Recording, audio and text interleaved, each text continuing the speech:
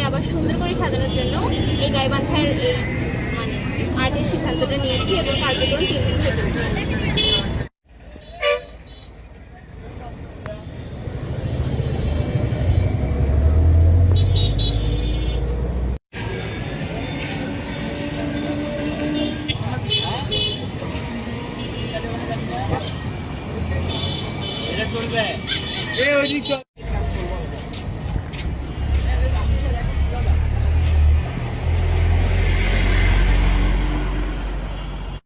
আন্দোলনটা হইল তার যে চিত্রটা যতটুকু মারা হইলো অবস্থায়, তারপরে হচ্ছে মুখ এদের আমরা চিত্রের মাধ্যমে, আমরা এদের রং তুলির মাধ্যমে এদের অবদানগুলো আমরা প্রকাশ করার চেষ্টা করতেছি। স্বাধীনতা অর্জনের মাধ্যমে আমরা আমাদের ছোট্ট শহর থেকে রং তুলি দিয়ে সুন্দর করে সাজিয়ে তোলার চেষ্টা করছি।